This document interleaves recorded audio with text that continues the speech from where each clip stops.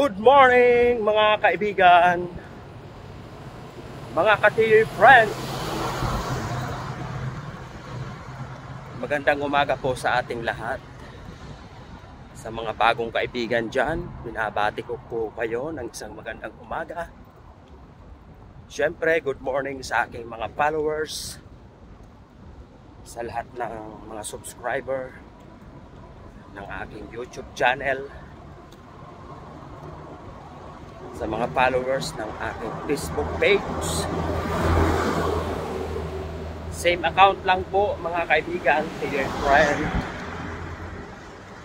Kaya kung bago ka pa lang sa aking channel at hindi ka pa nakakapag-follow or nakakapag-subscribe, abay, isubscribe mo na po ang TUI friend. Gandang umaga mga kaibigan, ito na naman po tayo. Papasok na naman sa trabaho si Tioy.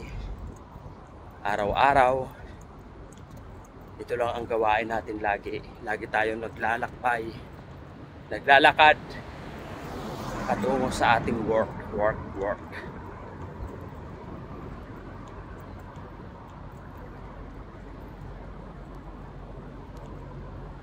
Lampas 2 kilometro ito mga ka-TUI friend na ating nilalakad araw-araw.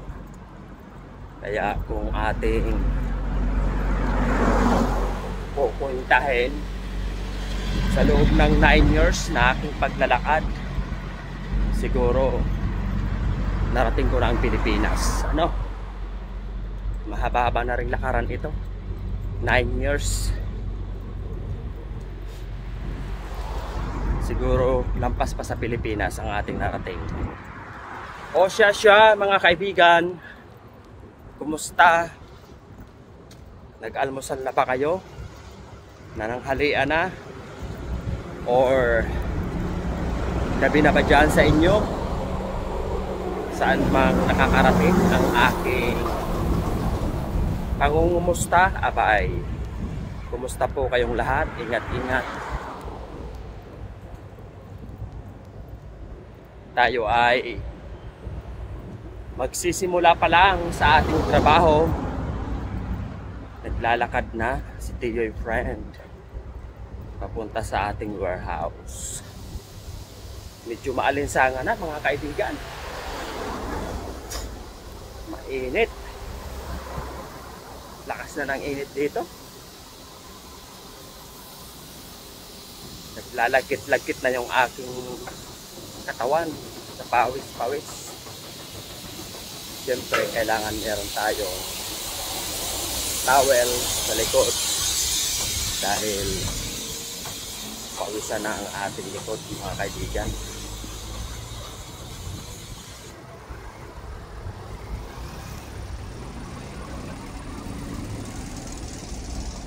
O, kumusta sa mga kumakain dyan? Sarap siguro ng ulam nyo. Ulam ko lang mamaya mga ka-TUI friend ay paksiw na isda. Magkakamay na naman tayo mamaya. Sarap maggulay, nakakamiss na yung gulay dyan sa Pinas. Lalo yung ginataan. Wow, sarap. Nakakamiss yung mga lutong gata sa atin.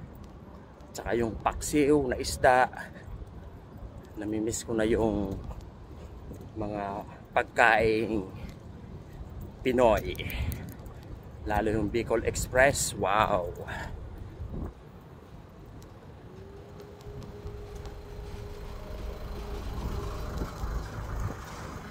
Sa mga nagtatrabaho dyan, ingat-ingat po kayo sa yung trabaho. Naway happy lang po tayo sa ating mga ginagawa. Huwag natin pabayaan yung ating work.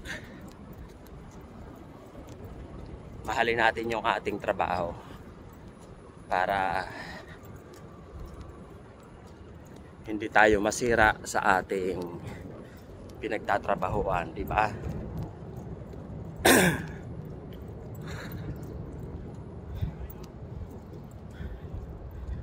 Nararamdaman ko ng tumutulo na yung pawis sa likod ko. bilis ko nang hingalin. Kailangan talaga nating magbawas ng timbang. Mataba na tayo.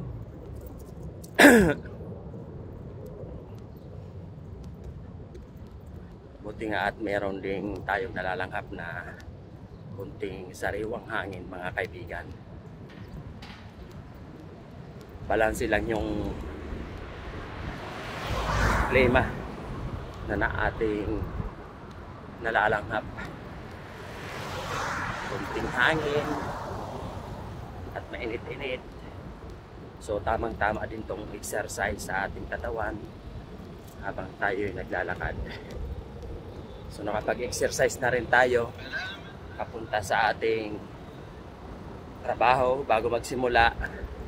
At least nagalaw-galaw na rin yung ating katawan. Ayan o. Pinapawisan na si Tiyoy friend. Tanggalin muna natin yung ating sombrero at katina naman ang aking ulo. Nagsisutubuan na naman yung mga puting hair ko. Makate. Pero kapag nakulayan ko yan, nawawala na rin yung kate niya.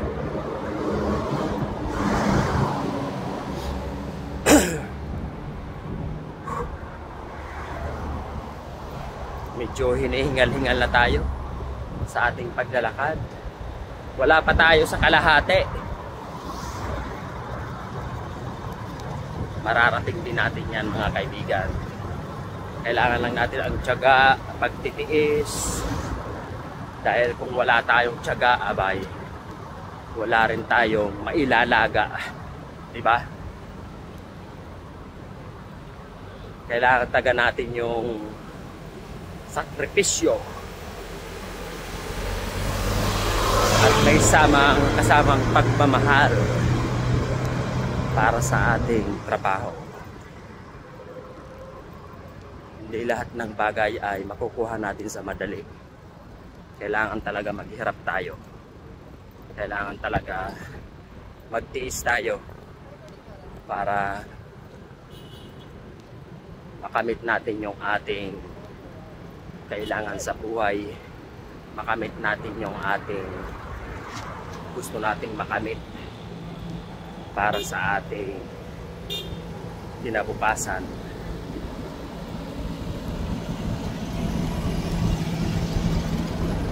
Andito lang tayo sa gilid ng kalsada.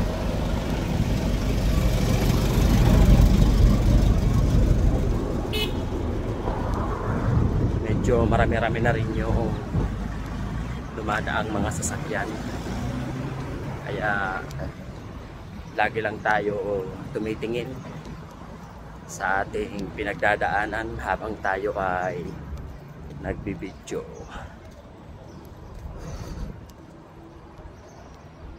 Kumusta po kayong lahat dyan sa Pinas, mga idol, mga kaibigan, mga friend? Sa mga bagong magiging friend, kung hindi ka pa po nakakapag-subscribe or nakakapag-follow sa aking channel, abay, Tiyoy friend lang po. I-click nyo lang ang Tiyoy friend para lagi kayong updated sa aking mga bagong pinopost na video.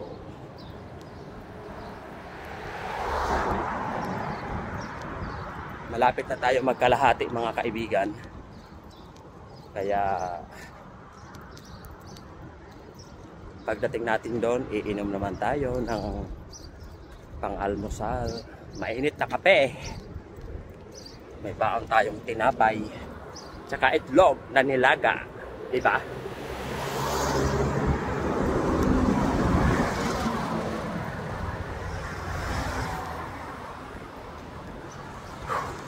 Pawisan na si Tiyoy friend.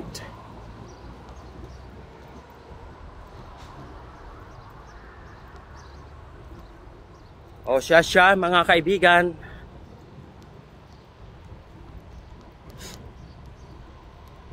Ingat-ingat po mga ka-Tiyoy friend.